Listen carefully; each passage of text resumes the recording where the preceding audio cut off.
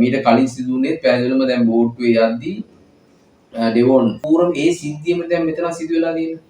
ඒ වගේ බෝතලයක් ඇවිල්ලා තියෙනවා. ඊට පස්සේ තමයි පාන්දර දකින්නේ මේ පුද්ගලෙක් වැටලා තියෙනවා. බලද්දී උන් වැටලා තියෙනවා. Hi guys. සෝනදා සුපුරුදු පරිදි අපි ප්‍රෝග්‍රෑම් එකේ හමු වෙනවා.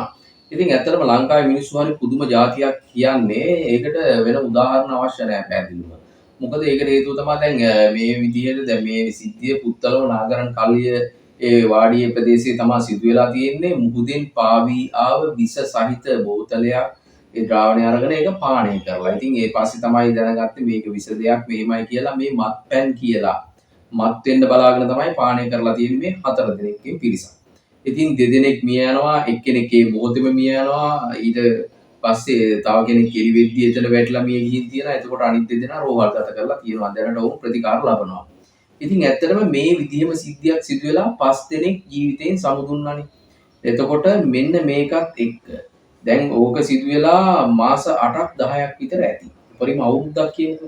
එතකොට මේ වාගේ පොඩි කාලයක් තුල නැවතත් ඒ විදිහම දේවල් ඒ විදිහ දැන් මීට කලින් සිදුුනේ පැහැදිලිවම දැන් බෝට්ටුවේ යද්දී ඩෙවොන් 5 යාත්‍රාව නේද? එතකොට ඒ යාත්‍රාවේ යද්දී මේ විදිහට ද්‍රාවණයක් පාවී ඇවිල්ලා තියෙනවා. ඉතින් ඔවුන් හිතලා තියෙන්නේ මේක මත්පැන් බෝතලයක් කියලා. ඔවුන් මේක පානය කරලා. ඉතින් එතකොට 5 දෙනෙක් ජීවිතය අහිමි කරගත්තා එතනින්ම. ඉතින් මේ වාගෙම දැන් මේ වාගෙම සිද්ධියක් තමයි දැන් මෙතන සිදුවෙන්නේ. මුහුදෙන් පාවෙලා ඇවිල්ලා තියෙනවා සිද්ධිය. මේ ද්‍රාවණය මේ බෝතලය ඉතින් ඔවුන් මේක ලබාගෙන මත්ද්‍රව්‍ය කියලා ඒ කියන්නේ මේ මත් වතුර කියලා හිතාගෙන තමයි මේ දේ පානය කරලා තියෙන්නේ. ඉතින් එවෙලෙම එක්කෙනෙක් මේ යන්න තරම් මොන තරම් ඒ දේ ශරීරයට විස සහිතද. ඉතින් ඇත්තටම සාමාන්‍ය දැනීමක්. ඉතින් එතකොට මේ වාගේ සිද්ධීන් මෙච්චර මේ ලංකාව තුල සිදු වෙලා තියෙන මේ වාගේ ප්‍රශ්න උද්ගත වෙලා තියෙද්දි මේ දේවල් මිනිස්සුගේ මනසවල් වල නිතරම තියෙද්දි මේ වාගේ මෝඩ වැඩ කරන්න තරම් ඇයි මිනිස්සු පෙළඹෙන්නේ කියන තැනකට හිතනවනේ පැහැදිලිවම. ඉතින් එච්චර එහෙම දෙයක්. දැන් අර සිද්ධියේ සම්පූර්ණ ඒ සිද්ධියම දැන් මෙතන සිදු වෙලා තියෙන්නේ. ඒ වගේ බෝතලයක් ඇවිල්ලා තියෙනවා ද්‍රාවණය සමග ඉතින් මොවුන් මේක අරගෙන සම්පූර්ණ මේ අරක්කු කියලා හිතාන තමයි මත්ද්‍රව්‍ය කියලා මත් වතුර කියලා හිතාන තමයි පානය කරලා තියෙන්නේ. ඉතින් එතකොට ඇත්තටම ජනතාව කොච්චර දැනුවත් කරා තේරුම් නැහැ කියලා බොහෝ දෙනෙක් කියනවා. ඒක ඇත්ත. මොකද අර මුත්තයි මුරුලිදරන් කියන්නේ මේ ලංකාවේ ක්‍රිකට් ටීම් එක කවදාවත් හදන්න බෑ කියලා. ඒකත් තාවත් ඇත්තනේ. පැහැදිලිව ලංකාවේ ටීම් එක හදන්න බෑ ක්‍රිකට් ටීම් එක. මුත්තයි මුරුලිදරන් කිව්වේ කවදාවත් ඔබ කරන්න බැරි වැඩක් කියලා. ඒ කතාවත් ඇත්ත. ඒ වගේ තමයි ලංකාවේ මිනිසුන්ට කොච්චර දැනුවත් කරත් ඒ සියලුම දේවල් කරත් දැන් මේ දැනුවත් වීම යටතේ තියෙද්දි මෙච්චර මේ සිද්ධීන් සිදු වෙලා මේ විදියට ජීවිත වලින් සමුදිලා තියෙන 5 දෙනෙක් විතර එහෙම තියෙද්දි මේ වාගේ දෙයකට නැවත යොමු වෙනවා කියන්නේ. ඉතින් එතනින් හරියට කතා කරන්න දෙයක් නැහැ පැහැදිලිවමනේ. දැන් ඒ විස සාන්ද්‍රණය එක ඒ විදියට මේ පානය කරලා එවෙලෙම ජීවිතක්ෂයටපත් වෙලා ඒක පුද්ගලෙක්. ඉතින් අනිත් පුද්ගලයා එළිය වැටලා තියෙනවා. එතකොට ඒ වාඩියේ අයිතිකරුවා ආවට පස්සේ තමයි පාන්දර දකින්නේ මේ පුද්ගලෙක් වැටලා තියෙනවා බලද්දී උන් වැටලා තියෙන්නේ. ඉතින් තව දෙදෙනෙකුට අමාරු වෙලා උන් හොස්පිටල් මේ කියන්නේ රෝහල්ගත කරලා තියෙනවා පුත්තලම දිසා රෝහලට.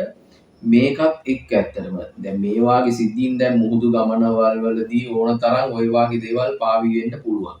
ඉතින් එතකොට ඒක අනිවාර්යයෙන්ම මේක තුල මේ අරක්කු ඒ කියන්නේ මත්ද්‍රව්‍ය මත් වතුර තියෙන කියලා ඒ දේවල් අරගෙන පානය කරාට පස්සේ කොහොමත් ඉතින් ජීවිතේ සමුදෙන්න සිදු වෙනවා. මොකද මොනෑම විස සහිත ද්‍රාවණ ඒ විදිහට එනවා. ඉතින් ඒකත් එක්ක මොකද අපි නොදන්න කිසිම දෙයක් ඒ විදිහට පානය කරනවා කියන්නේ ඒක තුල අනිවාර්යයෙන්ම රිස්ක් එකක් තියෙනවානේ. ඉතින් මේ කිසිම දෙයක් හිතන්නේ නැතුව ඒ විදිහට පාවී ආව දෙයක් අරගෙන ඔන්න වාඩිය තුල ඒ විදිහට සාද දැම්මට පස්සේ සිදුුණ මේ දේ. ජීවිත වලින් වන්දි ගෙවන්න සිදු වෙලා තියෙනවා. අනිත් දෙදෙනාගේ ජීවිතේ දැන් උන් දෙදෙනා තාම මේ රෝහල්ගත කරලා තියෙන්නේ. තාම නම් ඒ කියන්නේ දැන් තියෙන සිටුේෂන් එක අනුව ඇත්තටම ලොකු ප්‍රශ්නයක් නැති ඒ කියන්නේ කන්ඩිෂන් එක ලොකු ප්‍රශ්නයක් නැහැ කියන එක තමයි වෛද්‍යවරුන් පවසන්නේ. ඕම් දෙදෙනාට. දෙදෙනෙක් මේ ගිහින් තියෙනවා. ඉතින් මේ වාගේ සිද්ධි ඉදිරියටවත් වෙන්නේ නැති තැනකට අපි වැඩ කළ යුතුයි. ඒ කියන්නේ අපි පැහැදිලිවම තේරුම් ගත යුතුයි මේ වාගේ දේවල් වලින් දැන් එකක් වුණා දෙකක් වුණා මීට කලිනුත් සිදු වෙලා තියෙනවා. ඉතින් එතකොට මෙන්න මේ දේවල් එක්ක තමයි පැහැදිලිවම ජනතාව තේරුම් ගත යුත්තේ.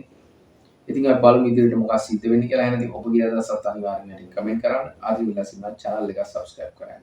ජය හින්ද් ජය.